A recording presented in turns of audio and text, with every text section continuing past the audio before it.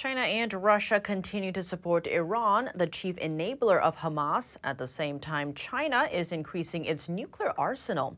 What's going on? We're joined by a national security analyst who says the anti-Western alignment of China, Russia, Iran, and North Korea is a new version of the Soviet Union led by China.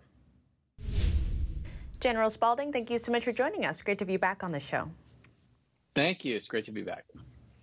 We saw President Biden visit Israel at the same time Russia's Putin was in Beijing with Xi Jinping. Are we seeing a reordering of world powers? I don't think it's a reordering. I think it's just a consistent ordering of what we've already expected. Not only is Putin going to Beijing to rub elbows with Xi, I think the Iranian leaders are aligned with both Russia and China, and the North Korean leader is too. So, this is the new, Soviet Union, and it's led by China. But no, so I don't think this is anything inconsistent with what we've already seen. We should just expect more of this. And in terms of what we're seeing in Israel, what is China's influence in the Israel-Hamas war? Well, that's the funny thing. I think there's a couple of things that we have to pay attention to here. First of all, their support of Iran, who supports Hamas. So China is financially supporting Iran. They're buying oil from Iran. They're giving goods to Iran. But more importantly, if you look at the propaganda coming out of both China and Russia, they're supporting Hamas's, view in this conflict.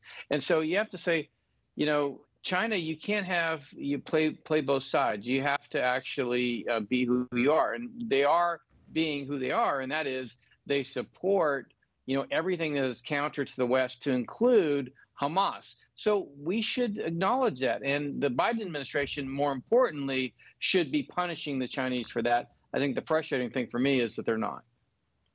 And on that note, there's talks of this conflict escalating. Israel has nuclear weapons. Iran potentially could create them. Now, the Pentagon has come out and says that China has more than 500 nuclear weapons. How likely are we to see the world on the brink of a nuclear war?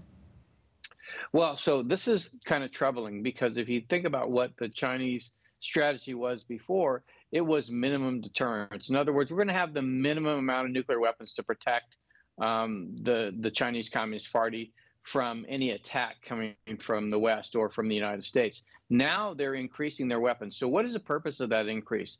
Does this mean that they are trying to give themselves an offensive breakout capability? If they are, we should be very concerned about this. Not only that, but given the fact that they have this relationship with Russia, these are things that we should be thinking about.